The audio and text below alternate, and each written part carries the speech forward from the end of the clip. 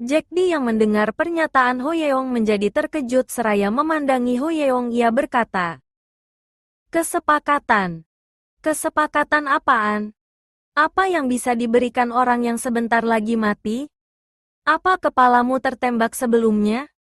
Minum obat Gisono." Ho Yeong memberikan penawaran kepada Jack Di bahwa ia mengizinkannya masuk ke dalam tim. Ho Yeong menjelaskan apakah Jack Di tidak menyadari musuh-musuh yang baru saja mereka lawan semuanya membentuk sebuah tim. Di masa mendatang bertarung solo akan semakin sulit. Kalau Jack Di mau selamat bergabung dan membentuk tim jauh lebih aman dan efisien. Tunggu dulu. Habin mendekat ke arah Ho Yeong dan berbisik. Mengizinkan dia masuk ke dalam tim. Dia itu pembunuh berantai. Dan kita akan satu tim dengan orang sepertinya?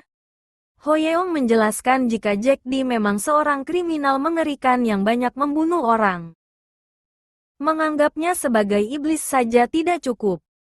Tapi bukankah yang datang kemari semua adalah seorang kriminal keji? Iblis harus bertarung bersama iblis. Jack Di yang mendengar penjelasan Ho Yeong lantas berkata, "Pemikiran yang bagus. Baiklah. Aku akan bergabung ke dalam timmu. Tapi kalau kau menang taruhan ini." Sambil mengacungkan revolver yang ia pungut dari pria bermasker kepada Ho Yeong, Jack Di dengan wajah bengisnya berkata, "Game solo Russian roulette. Letakkan ini di kepalamu dan tarik pelatuknya.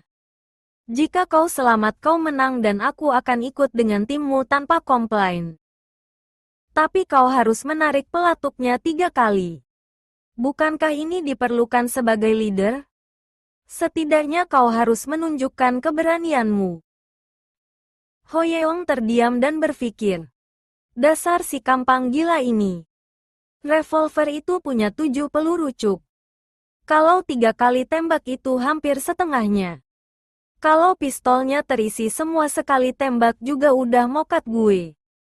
Karena Ho Yeong terdiam, Habin lantas memberikan saran bagaimana jika Ho Yeong menggunakan pistol itu untuk menembak Jack Di. Ho Yeong membalas, "Bagaimana jika aku gagal membuatnya turu? Apa yang akan kau lakukan? Kalau bukan karena ini aku juga akan mati karena luka tembakku. Tak ada pilihan lain." Selanjutnya Ho Yeong tengah bersiap menembakkan pistolnya. Dia arahkan ujung pistol ke kepalanya. Ceklek ceklek ceklek. Hahaha, gak mungkinlah ya MC turu karena hal sepele gini. Habin dan Jack Di yang menyaksikan hal itu cukup terkejut karena Ho Yeong memiliki keberuntungan yang baik. Ho Yeong melihat amunisi yang tersisa di dalam revolver dan kemudian melemparkan amunisi itu ke arah Jack Di sambil berkata, "Kau sudah siap jadi bawahanku?" Jack Di menerima amunisi itu dan berpikir bahwa Ho Yeong jauh lebih gila dari yang ia harapkan. Benar sekali, memang sudah seharusnya seperti ini. Satu tim bersamanya tak akan sia-sia. Rupanya semua itu bukan hanya keberuntungan semata. Sebelum menembakkan pistolnya, Ho Yeong sedang mengingat dan menghitung sisa amunisi pistol tersebut. Ho Yeong juga dapat memperkirakan posisi amunisi berdasarkan beratnya. Itu semua berkat pengalamannya sebagai agen khusus. Tidak menutup kemungkinan perkiraan juga itu bisa meleset karena salah perhitungan. Kemudian Jack Di memberikan pouch medik kepada Ho Yeong dan Habin. Ia melakukan pertolongan pertama kepada mereka berdua.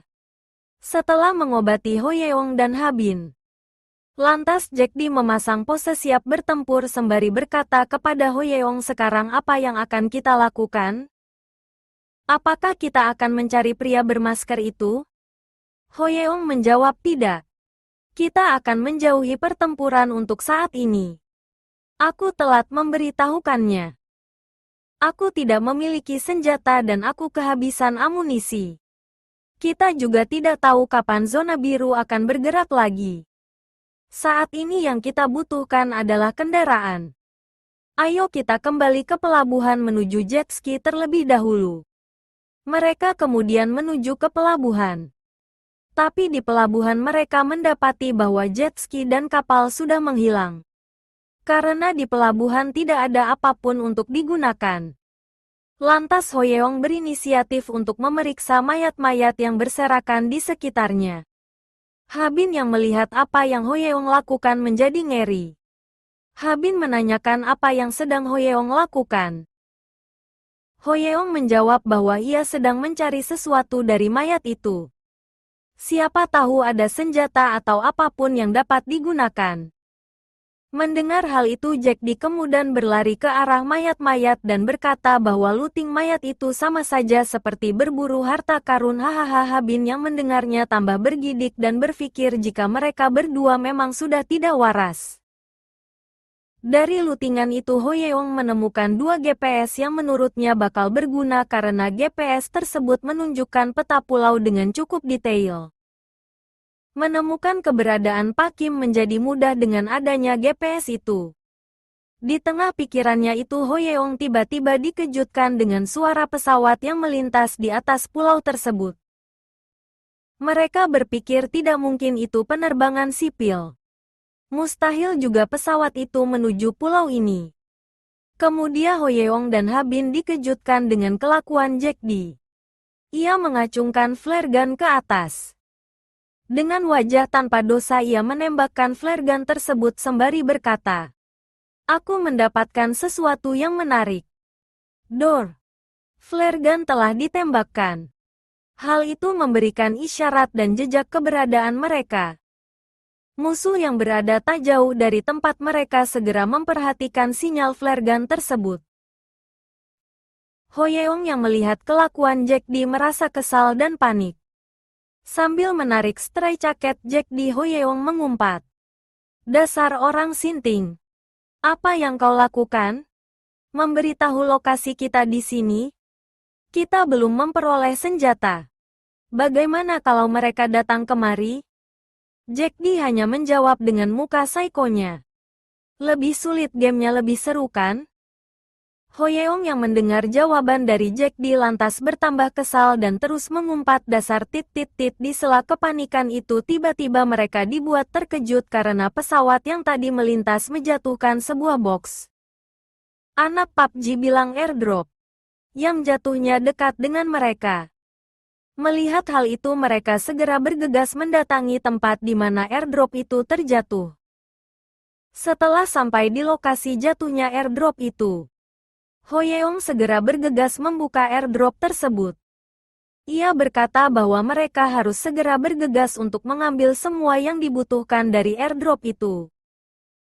Tak ada waktu untuk main-main karena pasti banyak musuh yang akan datang karena flare gun yang Jack ditembakkan tadi. Mereka segera bergegas mengemasi apapun yang mampu mereka bawa dari airdrop tersebut. Tak lupa Hoyeong memberikan sebuah pistol kepada Habin untuk berjaga-jaga. Meskipun awalnya Habin menolak karena ia tidak dapat menggunakan pistol tersebut. Tapi Hoyeong memaksa Habin menerimanya bukan untuk melawan musuh melainkan untuk menjaga dirinya dari psikopat gila Jack Di. Hoyeong menjelaskan kepada Habin meskipun saat ini psikopat gila itu menjadi rekan satu tim tapi dia tetap saja psikopat. Dilihat dari catatan kriminalnya dia suka menculik, membunuh, memutilasi. Bahkan ada rumor soal kekerasan seksual. Kita tidak dapat memprediksi apa yang akan dia lakukan selanjutnya. Tapi lebih baik Habin berjaga-jaga meskipun dia tidak terbiasa menggunakan senjata. Mendengar penjelasan yang membuat Habin bergidik ngeri. Akhirnya ia menyetujui saran Hoyeong dan menyimpan pistol itu. Setelah persiapan selesai, mereka segera akan bergegas pergi dari tempat itu. Tapi sebelum mereka beranjak pergi, dari arah lain yang berdekatan dengan tempat itu terdengar serangkaian tembakan yang menandakan telah terjadi pertempuran di tempat tersebut. Tembakan itu rupanya berasal dari seberang jalan di mana Hoyeong dan Habin berada. Diperlihatkan mayat-mayat player yang telah kalah dalam baku tembak yang menyisakan 3 player yang pasti mereka adalah satu tim. Mereka bersiap menuju lokasi di mana airdrop itu berada. Hoyeong yang menyadari kedatangan tim itu segera mengajak Habin dan Jack Di untuk bersembunyi di balik dinding pagar sembari bersiap untuk menyerang tim itu ketika mereka semakin mendekat. Dalam persembunyiannya Hoyeong dikejutkan oleh suara mobil yang mendekat ke arahnya. Hoyeong mengintip mobil itu dan depnging. Pengendara itu melemparkan stun granat ke arah persembunyian mereka bertiga. Stun granat tersebut membuat penglihatan dan pendengaran mereka menjadi terganggu. Mereka sementara tidak dapat melihat dan mendengar sesuatu apapun. Selang beberapa detik penglihatan dan pendengaran mereka mulai membaik. Hoyeong memeriksa keadaan sekitar dan terkejut mendapati Habin sudah tidak ada di sebelahnya. Scene berikutnya diperlihatkan sebuah mobil yang melaju ke suatu tempat. Di dalam mobil tersebut rupanya sudah ada Habin yang diikat oleh lakban dan satu orang lagi yang mengendarai mobil tersebut. Hede Habin pasrah amat, yak bisa diculik gitu aja wkwkwk. Habin mulai tersadar dan pengendara mobil itu berkata, maaf ya kau ku buat pingsan. Waktu kami tidak banyak. Kami cuma mau mencuri supplies. Tapi tenang, kami tidak membunuh satupun rekanmu. Jadi berterima kasihlah. Yah, lagi pula membunuh manusia membuatku merasa tidak enak. Tapi BTW kamu cantik juga ya, bagaimana kalau kita ke suatu tempat buat enak-enak dulu? Habin yang kesadarannya mulai pulih lantas memandangi orang itu dan teringat akan sesuatu. 5 tahun yang lalu di penjara wanita. Habin yang baru saja di penjara menyendiri dan sedang meratapi nasibnya. Tiba-tiba ia didatangi oleh seseorang yang berkata, jadi itu kau? Gadis yang membunuh 7 pelaku pemerkosaan. Orang itu bernama Han Ji Yeon. Orang pertama yang Habin kenal di dalam penjara wanita. Ji Yeon terus mendekati Habin dan menempel seperti orang aneh. Entah apa yang ia pikirkan saat itu dan lama-kelamaan mereka menjadi dekat. Suatu ketika Habin mendengar rumor tentang bagaimana Ji Yeon bisa masuk ke penjara. Rumor itu menjelaskan bahwa pacarnya merupanya pemerkos kejam. Ji Yeon tertangkap dan dipenjara karena diduga ikut terlibat dalam aksi pacarnya tersebut. Rumornya menambahkan bahwa pacar Ji Yeon juga dipenjara tapi dia mempunyai kesempatan untuk bebas. Habin yang mendengar rumor itu seolah tak percaya bagaimana bisa pria seperti itu bisa bebas dibandingkan Ji Yeon yang tidak bersalah. Karena rumor itu Habin mulai mengumpulkan informasi mengenai pacar Ji Yeon. Kini Habin mengingat siapa pria yang menculiknya itu. Oh Hyun Sik, terpidana mati kasus pemerkosaan berantai. Habin menyadari maksud rumor yang ia dengar di penjara tentang kesempatan bebas yang dimaksud. Kesempatan bebas itu rupanya mengikuti game ini.